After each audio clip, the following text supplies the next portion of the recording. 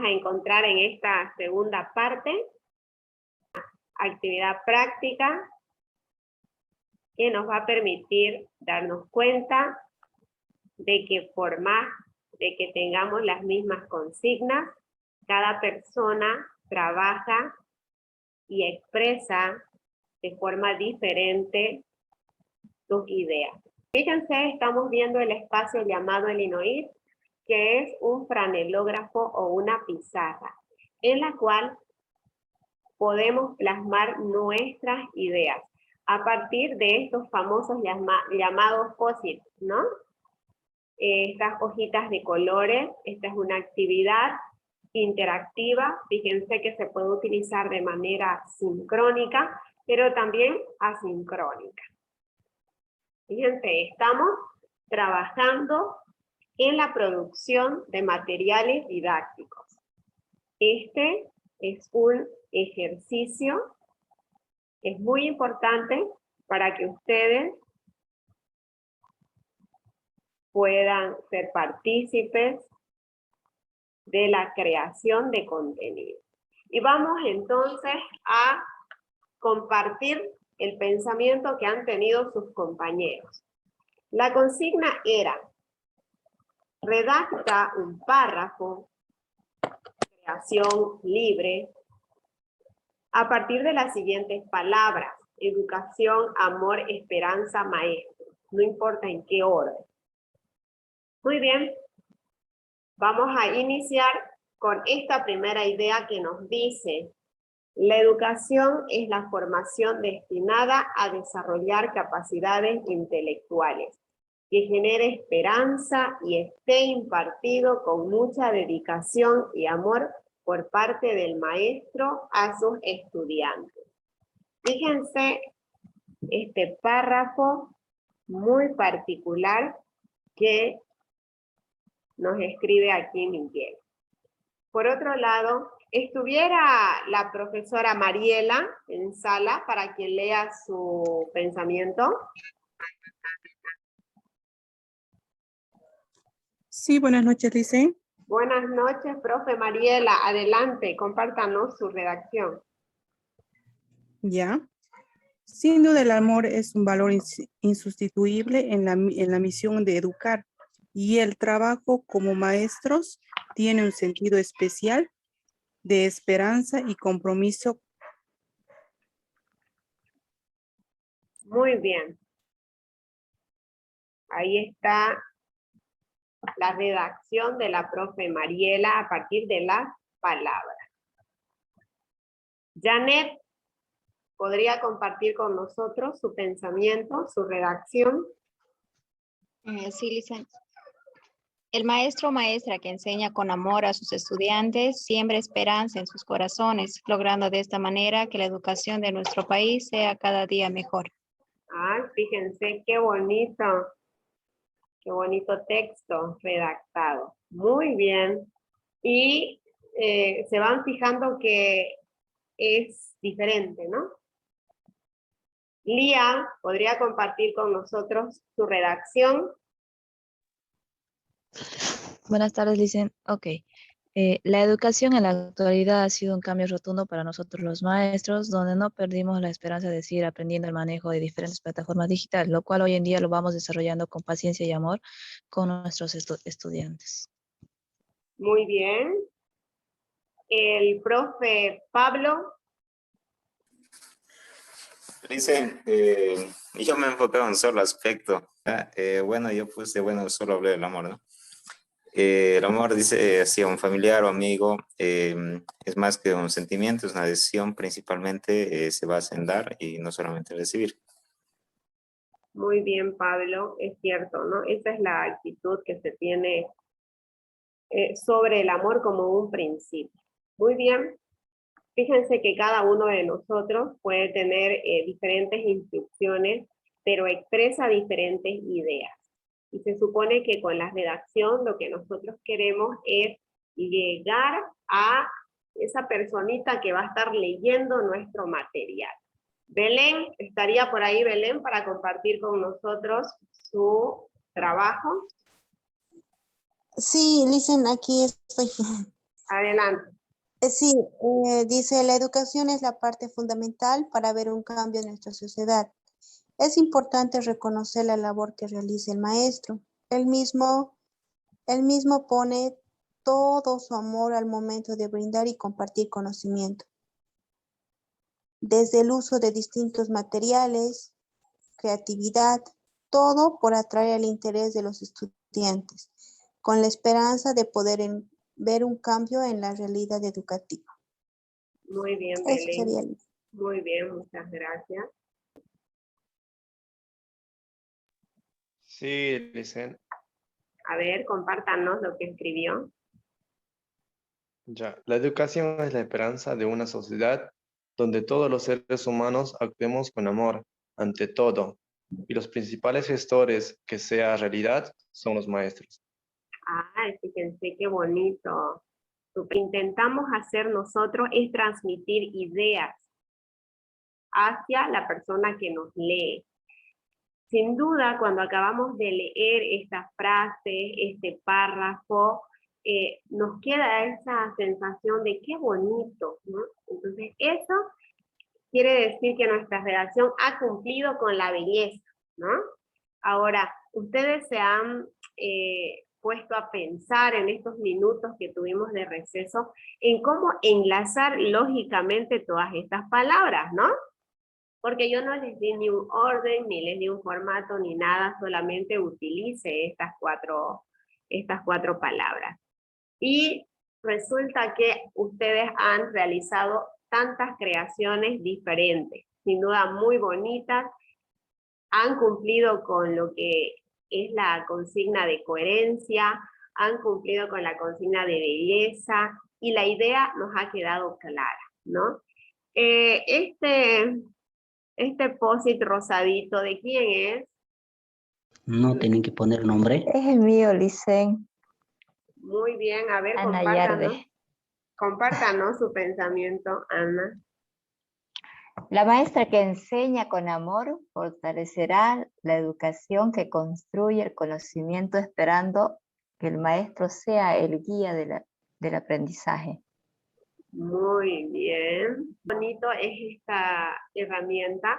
Nos permite que podamos trabajar sincrónica y asincrónica, de manera que podemos dar de esta manera diferentes tareas para nuestro estudiante, pero también en clase nos puede servir para socializar. Muy bien, participantes, excelente. Ahora, una vez que hemos completado este ejercicio, vamos a continuar con el tema. Aquí está, fíjense, hemos definido nuestro objetivo, que era transmitir alguna idea sobre la educación, sobre el amor, sobre los maestros, y hemos delimitado nuestro contenido en esas 4 palabras, ¿no? El público fue general, y en este caso ha sido corto, ustedes han tenido poco tiempo para estructurarlo, y como también corto el tiempo en el que han podido compartirlo. Ahora, muchas gracias por participar, ahora nos vamos a ir a revisar parte de nuestro material enfocado ya a su evaluación. Y ya hemos tenido nuestra sesión extra de elaboración de contenido, de elaboración de material escrito, por lo cual ustedes ya están bien guiados para que su tarea de la semana sea muy exitosa, ¿no? Cuando nosotros vamos a escribir un material, lo que tenemos que pensar primero es cómo vamos a organizar nuestros contenidos.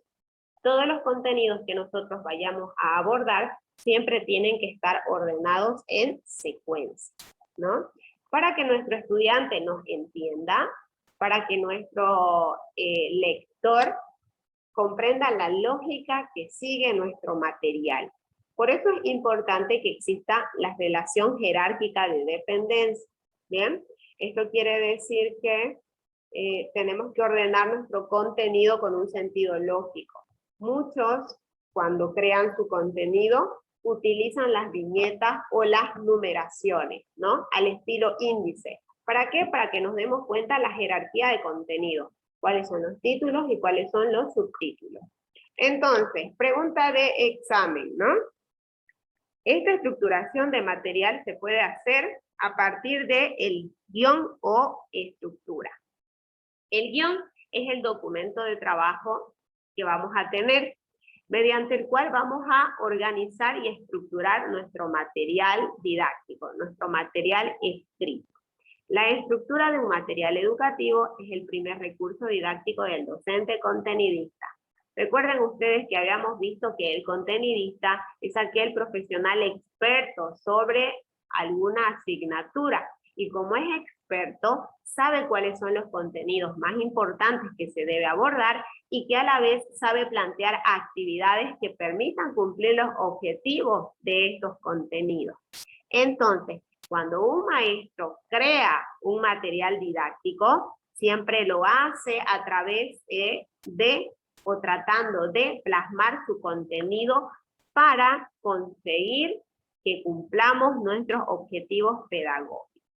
Entonces, cuando uno estructura su material, lo puede hacer a través de flechas o llaves, pero la mayoría lo hacemos estructurando lo que vamos a escribir en capítulos, en títulos y en subtítulos.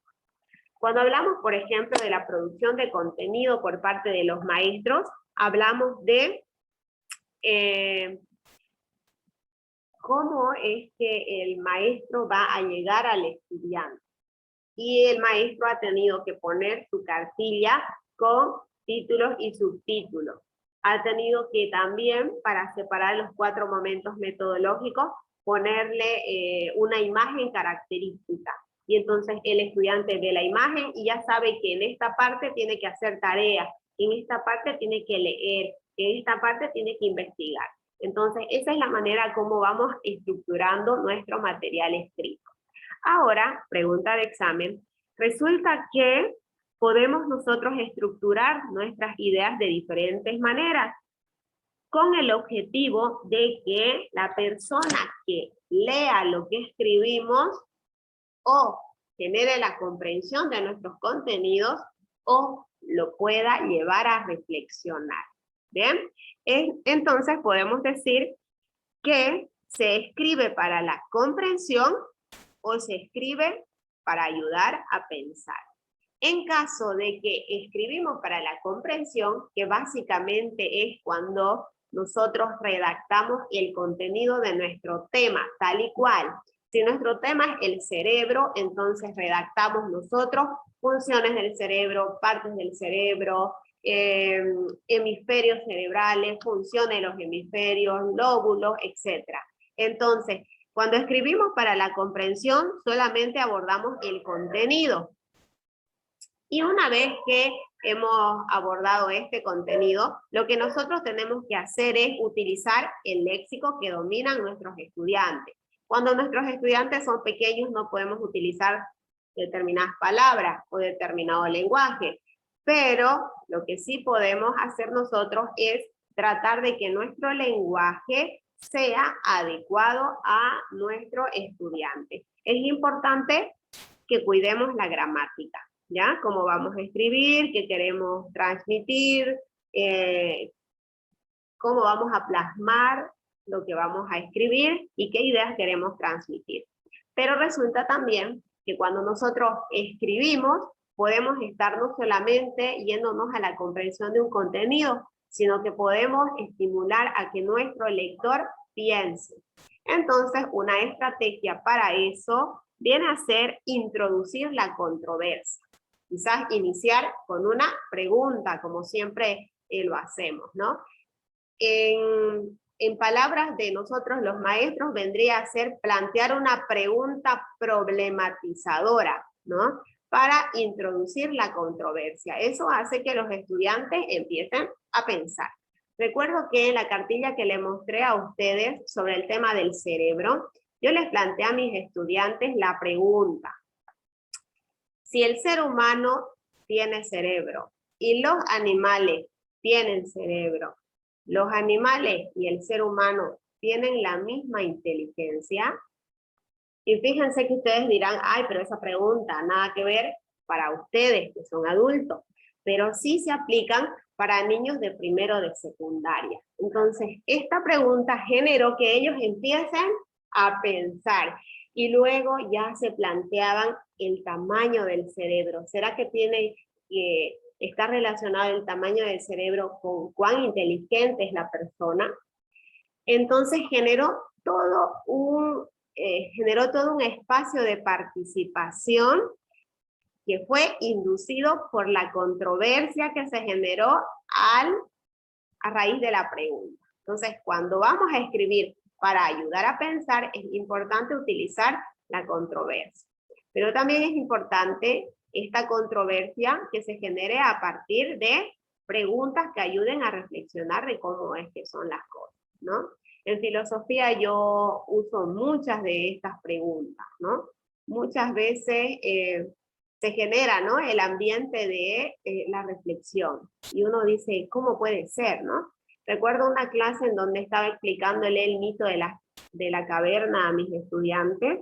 Y bueno, como es una historia, como un cuentito, etcétera, etcétera.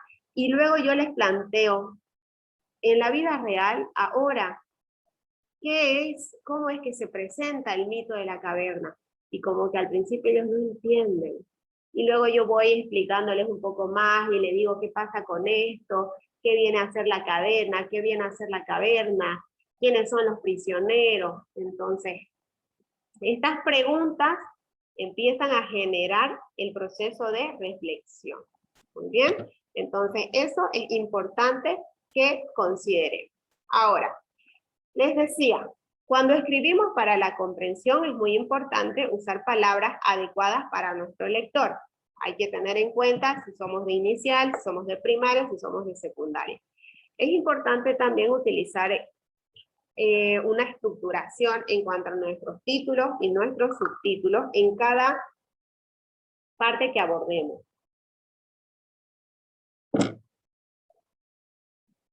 Otro aspecto a tomar en consideración es que, por ejemplo, lo que nosotros escribamos, el párrafo, ¿no?, siempre trate de desarrollar una idea completa.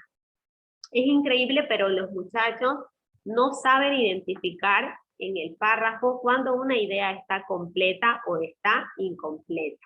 Entonces es importante que nosotros siempre transmitamos en un párrafo una idea que esté completa. Otra cosa es el sentido lógico que tengan estas palabras que yo utilizo para expresar una idea, ¿no? Esa es la concordancia. Por lo tanto, hay que utilizar una escritura adecuada a las ideas que se quieren transmitir, ¿no?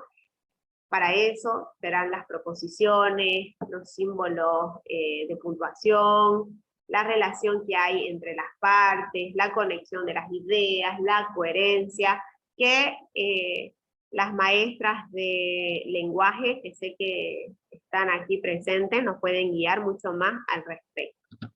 Y les decía que cuando escribimos para ayudar a pensar, tenemos que tener en cuenta que cuando queremos transmitir un contenido, lo principal que tenemos que tener es la reflexión. Tenemos que generar reflexión. Lo podemos hacer a través de preguntas, lo podemos hacer a través de la controversia. Atentos porque es pregunta de examen. ¿Bien? Hasta ahí hemos entendido. Ahora, el último punto sobre esto es descontracturar el texto. ¿Bien? ¿Qué quiere decir? Que todas las palabras que nosotros utilizamos, ¿bien?, hay que usarlas de manera adecuada para que cuando se unan unas palabras con otras, generen ideas claras y concisas. Descontracturar el texto, por lo tanto, significa cuando el maestro escriba su texto o escriba su material, pues tiene que expresar ideas claras y que además sean amigables a nuestros estudiantes. ¿Bien? De seguro ustedes en su vida estudiantil han pasado por situaciones en las que han leído libros y han dicho, qué simple, se lee bien, se entiende. Pero han leído también otros textos donde uno como que lee, se perdió, no entendió cuál era el sentido, vuelve a leer, y no entiende, ¿no? Claro que existen también libros que tienen mucha complejidad. Yo recuerdo que cuando estaba en la universidad, nuestro licenciado estaba estudiando un doctorado y nos decía, he leído un libro en el doctorado, tomen, léanlo ustedes. Nos los daba el libro y para nosotros era muy difícil comprender qué era lo que el autor nos quería decir, porque como estudiantes de pregrado no estábamos en el nivel de entender lo que se supone que un estudiante de un doctorado lee y a lo mejor entiende, ¿no? Por eso es importante que cuando el maestro genere contenido para su estudiante, sea un texto claro. Hay que evitar el léxico exagerado, que quiere decir que muchas veces lo que escribimos quiere tener un tinte intelectual mucho más del que es necesario, ¿no? En este caso, ustedes van a producir su material escrito para estudiantes, sea de inicial, de primaria o de secundaria. No debe tener mayor complejidad que la de ser transmitida para este público, ¿no? A veces cuando lo escrito está plasmado de una manera tan rígida, se disminuye la efectividad. Es lo mismo que cuando alguien habla, a veces entendemos lo que nos habla y por eso capta nuestra atención. Muchas veces las palabras utilizadas no las entendemos, no son de nuestra frecuencia, no lo usamos con frecuencia, por tanto es como que nos vamos alejando. Entonces no hay esa conexión entre quien habla y quien escucha. Por eso es importante tomar en cuenta esto. Por otra parte, es importante tener en cuenta lo visual en el material textual. Cuando usted cree su contenido escrito, por más de que sea escrito, usted debe incluir imágenes. Ahora, estas imágenes o esta carga visual que tiene que tener nuestro material escrito, tiene que tener un propósito, ¿no? Es verdad. La imagen que yo ponga debe ser o de fuente de entretenimiento o de fuente de información. Recuerden ustedes cuando les hice la infografía, había muchas imágenes que estaban en movimiento. Entonces lo que querían era que usted se entretenga viéndola. Pero también hay otras imágenes, por ejemplo en las infografías, que generan contenido, nos están dando información valiosa sobre el tema. En ese caso, este material, aunque es visual, ya es una fuente de información. Por eso es que siempre hablo de las infografías y las utilizo en mi vida de maestra, porque es muy importante ahora presentar la información de manera visual, porque la mayoría de personas tenemos estilo visual de aprendizaje, entonces nos gusta ver los colores, el movimiento y demás. Ahora, también otro punto importante es centrarse en un aspecto limitado del lenguaje visual en cada momento. Quiere decir que cuando nosotros vamos a poner imágenes en nuestro material escrito, estas imágenes tienen que ir relacionadas con el concepto que yo estoy tratando. Y eso parece muy lógico, pero muchas veces vemos que hay imágenes que no tienen relación con el texto que se está escribiendo. Por lo tanto, también es importante que busquemos el vínculo entre nuestros conceptos y utilicemos una imagen que pueda hacer juego con todo el texto. Porque tampoco no es bueno sobrecargar lo visual, ¿no? Se genera una contaminación visual, ¿no? De repente hay muchos colores, hay muchos elementos, hay mucha letra, entonces se pierde también el sentido del material y del sentido que nosotros queremos darle a la información transmitida.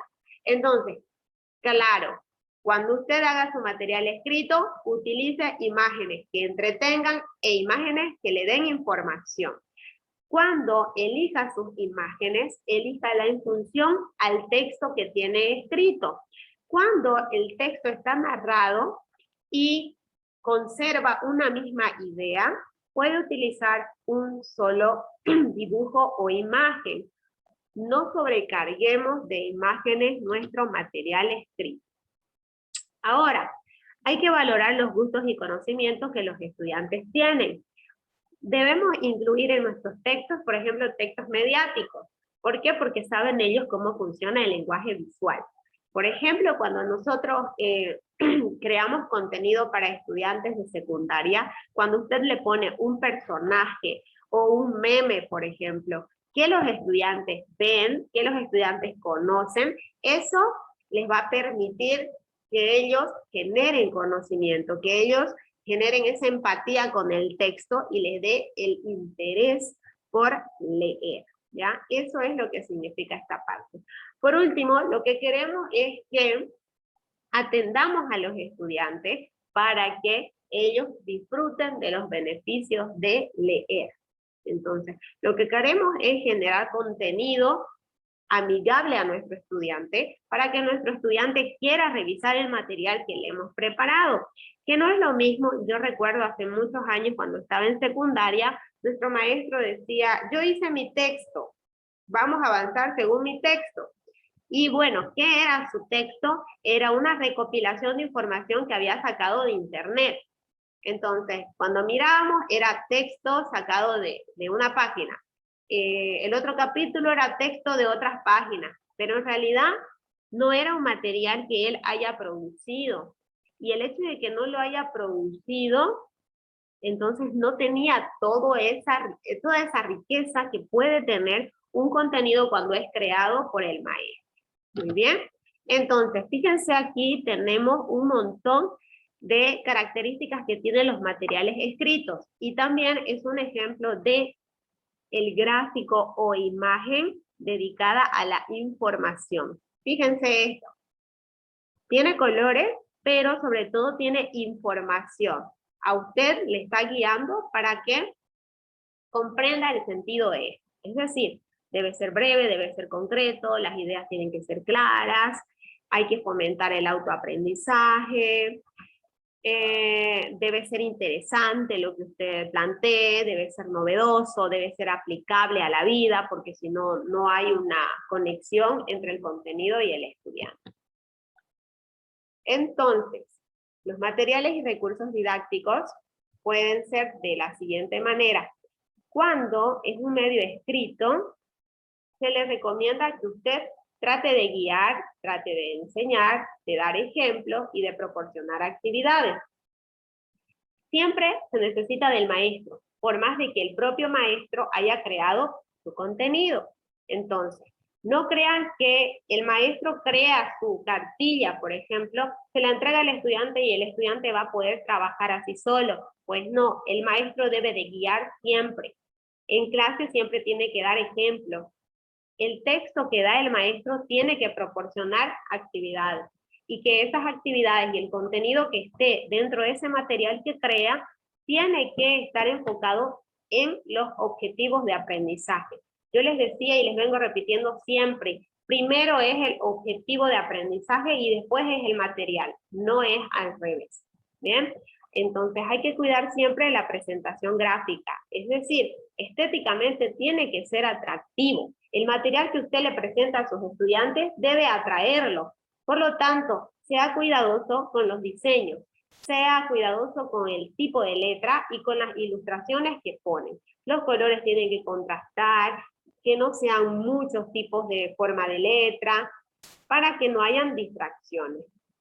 Por último, cuando realizamos nuestras guías instruccionales y orientaciones para el estudio a distancia, que eso es lo que tenemos que hacer, ¿verdad? Siempre es importante que el que escriba esté familiarizado con el lenguaje, con la lengua, con el idioma y tenga esas facultades de generar comunicación. Por lo tanto, debe de aplicar técnicas que sean fáciles de asimilar. Los estudiantes, por ejemplo, siempre se quejan.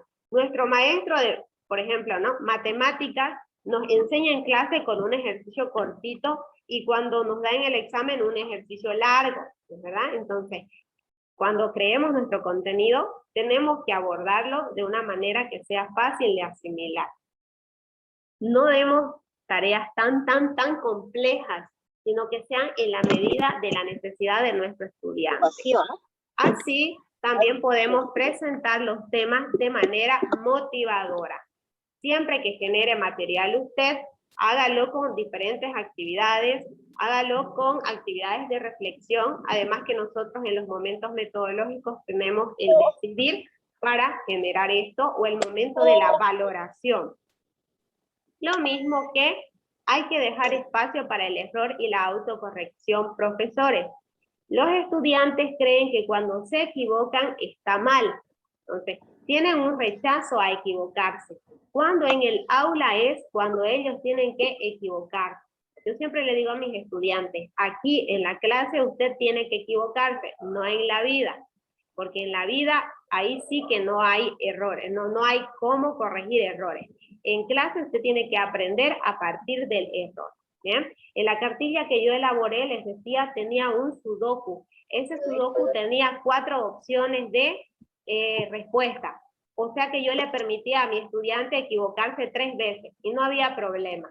Entonces, lo que queremos generar es aprendizaje, no que nuestro estudiante vea al error como un fracaso.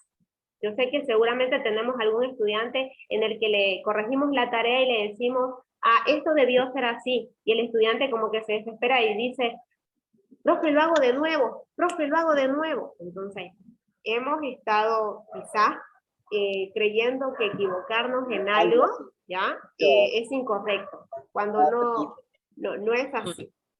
Ahora vamos con audio cassette. El audio cassette, fíjense que este es un material un poco antiguo, ¿no? Como que ahora ya no hay audio cassette, ahora es lo que llamamos los podcasts, ¿no? Es decir, generar contenido a través de un medio sonoro. Esto hace que, fíjense, atención, preguntas y exámenes. El audio cassette o el podcast se transmite a través de medios sonoros. Cuando alguien nos pone un audio para que nosotros escuchemos, genera mayor nivel de atención. Entonces es muy importante para potenciar la expresión oral de nuestros estudiantes, por ejemplo. A lo mejor usted podría plantear una tarea en que ellos tengan que producir estos audios. Y también disminuye la sensación de aislamiento, porque genera ese clima de comunicación, de estar el uno con el otro conectado.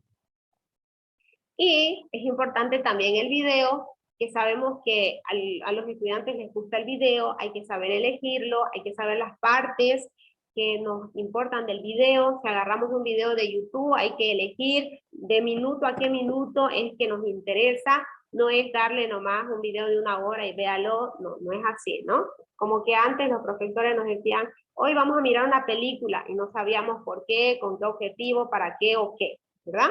Entonces es importante siempre utilizar el video, porque el video incrementa el interés, además que podemos como clase crear, ¿no?, una biblioteca con los videos. Estos videos se pueden utilizar en diferentes contextos, se puede utilizar fuera del aula, y tiene factores muy importantes en cuanto al aprendizaje dentro y fuera. Lo malo es que genera mayor costo al audio, pero tiene mayor aporte visual que el audio. Facilita la enseñanza y además que podemos pedirle a nuestro estudiante que nos haga videos, así como yo les decía que les hago en la plataforma de Flipgrid a mis estudiantes, y esto genera que ellos tengan experiencia al generar el video, y eso es muy importante para ellos cuando queremos generar el aprendizaje. Por último, tenemos que evaluar los materiales. No siempre utilicemos lo mismo. Hay maestros que están acostumbrados, quizás no en el colegio, pero sí, por ejemplo, en la universidad.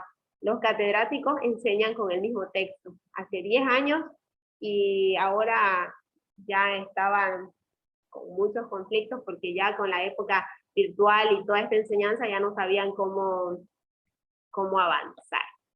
Entonces, es importante que usted evalúe cuánto importa este material. ¿Bien? Y aquí tenemos los medios de comunicación social que podemos utilizarlos también para